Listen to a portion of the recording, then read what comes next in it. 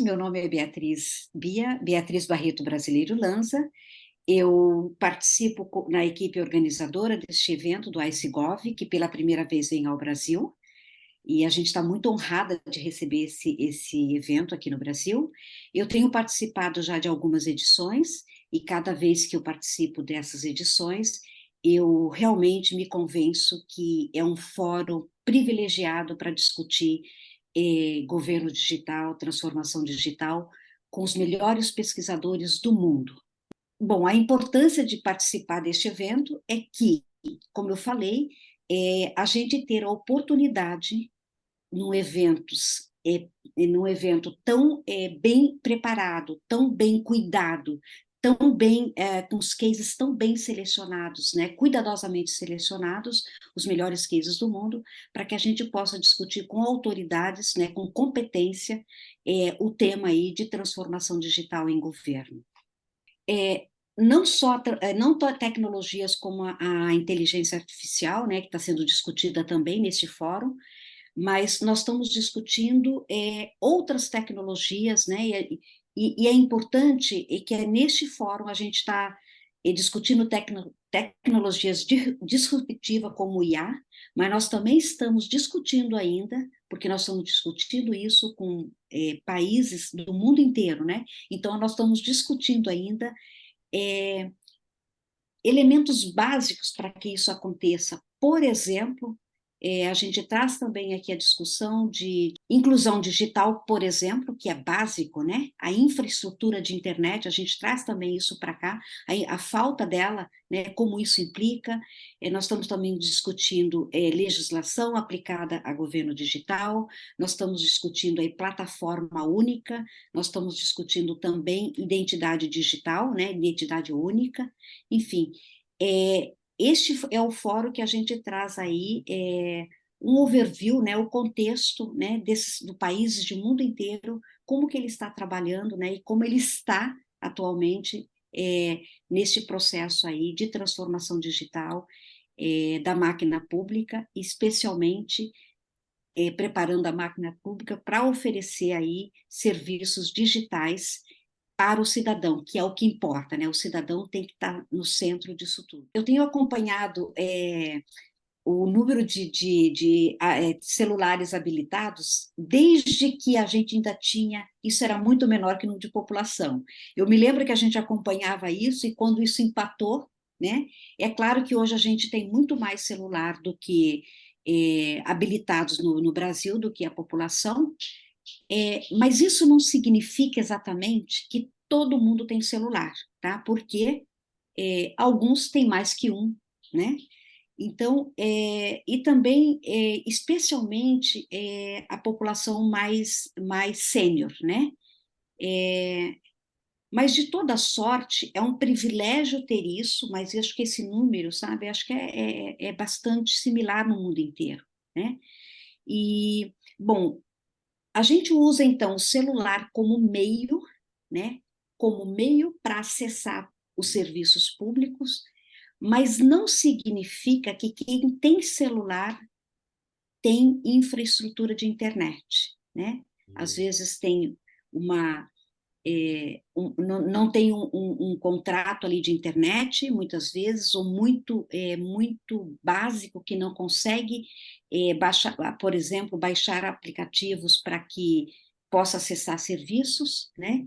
E quando a gente também está falando aí de inclusão digital, a gente está falando sim que ainda tem no Brasil e em vários lugares no mundo, que nós não temos a infraestrutura, não temos internet básica, né? Isso é estrutura para acessar os serviços. Então, nós estamos falando de falta de internet ou da qualidade muito baixa de internet, né?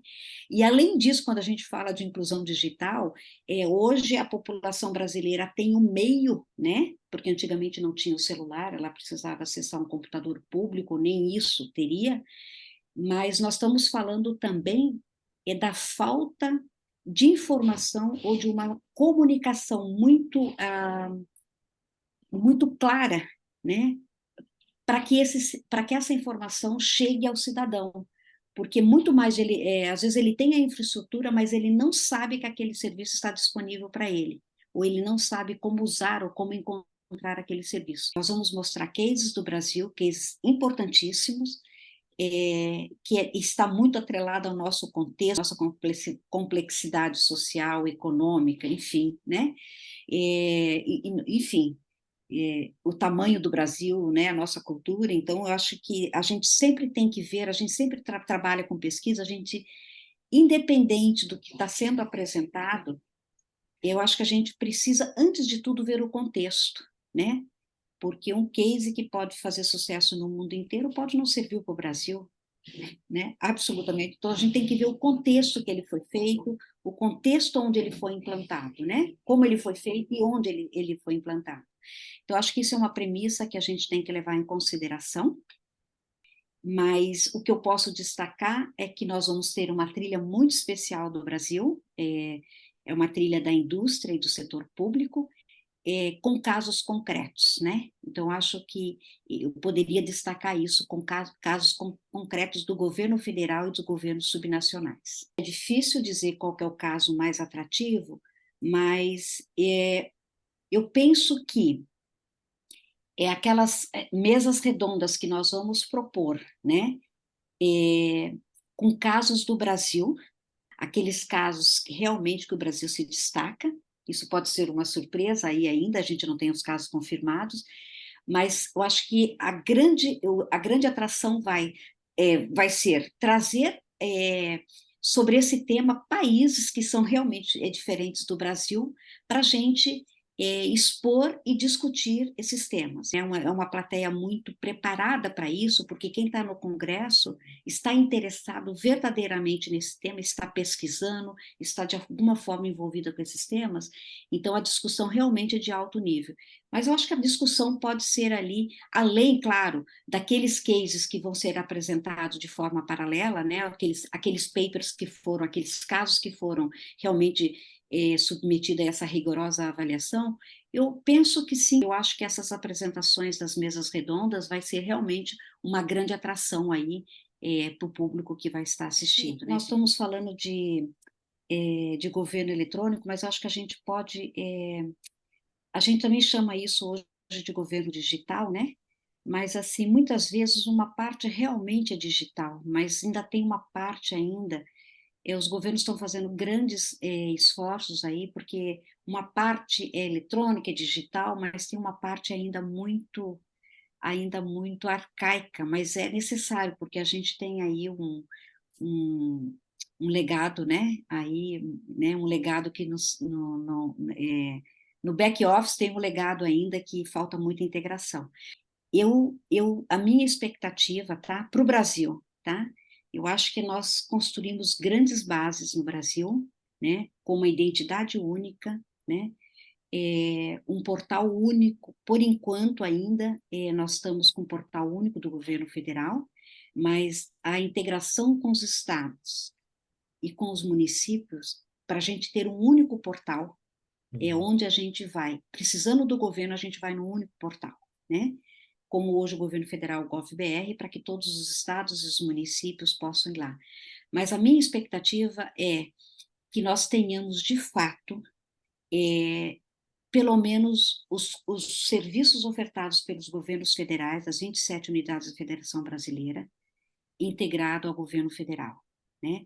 Pelo menos os serviços ofertados pelo governo federal e pelos governos estaduais esteja num único endereço, né? Claro, para isso, com uma identidade única, né? E que os municípios, 5.570 municípios, aí pelo menos a minha expectativa é que pelo menos 10% disso já esteja também integrado a essa plataforma única. Para muitas áreas, nós vamos precisar de funcionários públicos, por exemplo, a área da educação e saúde. Isso não tem como discutir, né? Mas hoje, com o GovBR, né, o governo brasileiro está fazendo mais, mas muito mais, com menos. Usando a ferramenta de uma forma inteligente, o governo, não só o governo federal, mas os governos estaduais e os governos municipais, vão fazer com mais rapidez, com mais eficiência e vão fazer mais, né? Então, o uso inteligente da tecnologia, sim, vai potencializar aí essa entrega, como eu falei, com mais eficiência, com mais rapidez, mas para algumas áreas, né? Por exemplo, em algumas áreas sim, mas outras áreas não, vai precisar muito mais do capital humano, tá? Então, ele é imprescindível, tanto no back-office, né, como no front, o capital humano ainda precisa ser mais qualificado, ele precisa ser mais incentivado, o funcionário público, para ele poder realmente servir, que é o que é a função, né? A função do servidor público, né? Então, mas é essencial a presença dele, sem dúvida. Eu acredito que o uso da tecnologia, né? Então, a tecnologia usada pelo governo, que a gente está chamando de Gov, é uma excelente, é uma ferramenta essencial, essencial mesmo, para o combate à corrupção, né? Ela está ajudando muito e ela pode ajudar muito, porque a tecnologia em si, ela não faz absolutamente nada, né? Ela precisa da gerência, né, do humano para poder, enfim, fazer o que ela tem que fazer, né? Ela traz informações para a tomada de decisão. Portanto, a tomada de decisão, tanto para combater a corrupção ou qualquer outra coisa, depende do gestor, né, que está ali. Então ela é essencial, mas para dar resultado precisa ali dessa tomada de decisão, enfim, né, dessa perseverança, né, de realmente usar a informação para o objetivo que se quer tomar. Então, não adianta ter todas as informações sobre a tecnologia se a pessoa que toma a decisão, o gestor que toma a decisão, não o fizer. A tecnologia é essencial para isso, para combate à corrupção. Inclusive, até alguns anos atrás, né, não muitos anos atrás, o governo era o maior produtor de informações no planeta, né? Ele que tinha todas as informações. Claro que com o advento da internet, isso mudou completamente. Então, nós, com acesso à internet, né, e com o celular na mão, nós estamos produzindo muita e o tempo todo informações valiosíssimas. Tanto que a gente fala que o maior ativo do planeta não é mais o petróleo já há muito tempo, é informação. Mas o que fazer com a informação? Como você traz essa informação? Eu tive agora recentemente num evento, antes de ontem, em Florianópolis, que um secretário falou exatamente um caso lastimável que aconteceu em Santa Catarina. Ele mostrou de uma forma tão clara que todas as informações, se o governo tivesse integrado aquelas informações, teria evitado uma tragédia horrível. E eles conseguiram só depois analisar as informações, eles tinham todas as informações para evitar, mas não estava integrada, ninguém olhou para aquela informação. O governo, sim, tem todas as informações, não só do que ele produz, não só do que o cidadão passa diretamente para ele, mas principalmente aquelas informações que estão acontecendo o tempo todo na cidade. Eu fotografo um buraco, eu fotografo um problema no semáforo, um possível acidente, alguma coisa, tudo isso está sendo produzido. E o governo poderia se apropriar disso, e tem condições, usando tecnologia, se apropriar disso para evitar uma catástrofe, né? Para antecipar, né? Ele ser proativo, não ir lá resolver o problema. Então, eu acho que muito mais do que ele ter essas informações que está dentro da porta para dentro do governo, mas são essas informações que estão o tempo todo por aí, como ele coletar, processar, em cima gerar esses dados, gerar informação e tomar decisão baseado em evidências, baseado nessas informações.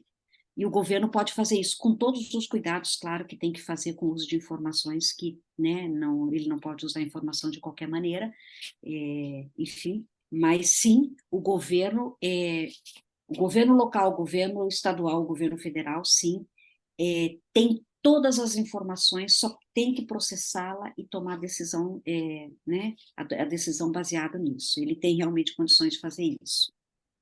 Eu convido a todos para ir ao OSCGov aqui no Brasil, especialmente porque está muito próximo da gente. Mas não é só por isso, porque é um evento organizado pela ONU, é um evento de altíssimo nível, onde nós estaremos, quem for ao OSCGov estará muito próximo, que a gente brinca aqui das nossas referências, né?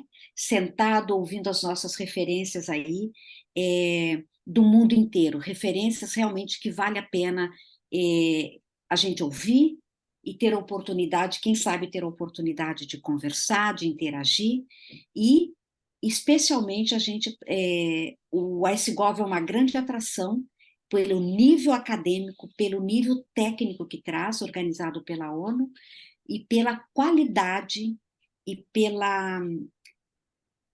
não só pela qualidade, mas pelo nível, o alto nível de discussão científica e técnica que a gente está trazendo sobre esse tema, que o mundo está na pauta dos governos do mundo inteiro, que é o uso de tecnologia, né? Essas novas tecnologias,